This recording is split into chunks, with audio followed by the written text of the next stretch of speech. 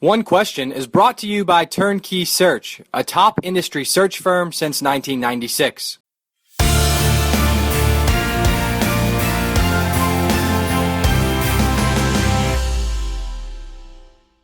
Yeah, so I got the job as Commissioner of the America East in the fall of 2011, and that's a time where there was a healthy amount of turnover and interest in conference membership across the board, from the big conferences down to the mid-major conferences. And ultimately, the America East was certainly not immune from any of those changes. So I started, like I said, in the fall of 2011, and it wasn't just 7 months after I started that realignment did hit us, in that we were informed that Boston University was going to be leaving for the Patriot League. So while it was a surprise in some sense, given the climate and the environment around college athletics at that time and membership, like I mentioned, when you look at it from that perspective, it was not entirely surprising to us. So we move forward. It's not what you would have scripted for the first year on the job as a commissioner or in any type of position to have that significant of a change happen to you. But at the same time, you play the hand that you're dealt, and so that's what we did as a league. Incidentally, the timing of their announcement happened to coincide with our first in-person meeting of our Board of Presidents. And so for me, that was a big meeting already because it was my first opportunity to interact and lead a meeting with our board. But with this notice just before that, it really served as a great opportunity for our presidents and our athletics directors to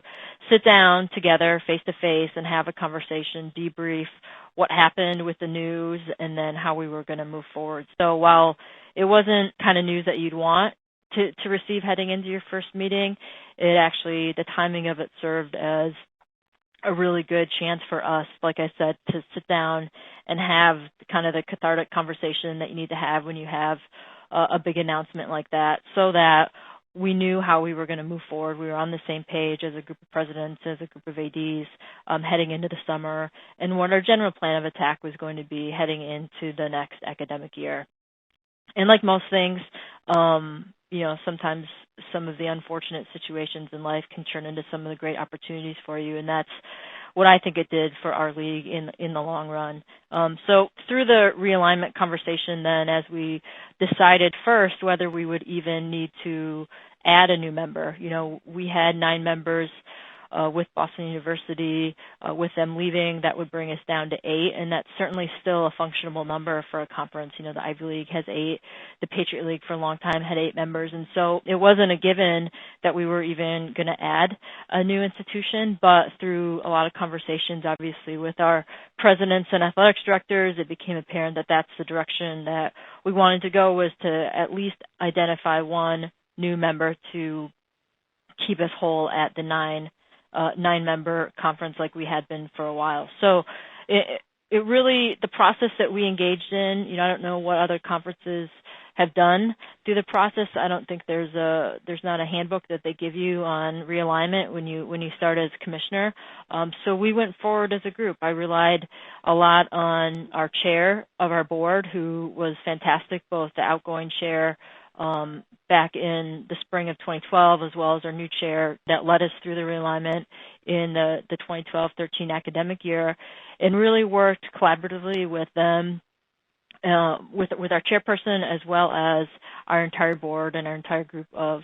athletics directors. Once we decided that we would, in fact, look to add a new member, we sat down as a leadership team of presidents and ADs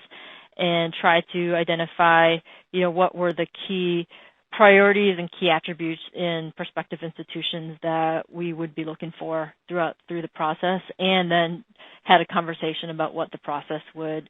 actually look like. So once we had that, had those priorities and attributes identified, we sat down and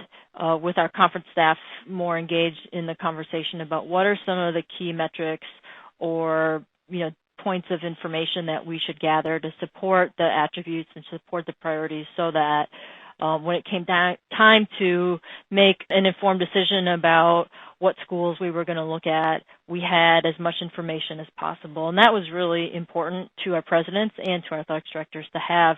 as much information around and supporting those key features and key attributes of the institutions that we were looking at, so that we could make a fully informed decision and not just go off of,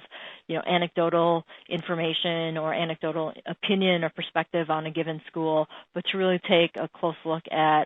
all the different details that went into supporting, what we were looking for. And that's today's One Question, brought to you by Turnkey Search, a top industry search firm since 1996. One Question is designed to give D1 Ticker subscribers valuable insights on how executive leaders in college athletics think about key issues on their respective campuses, in their departments, or within their leagues and conferences. One Question is brought to you by Turnkey Search, a top industry search firm since 1996.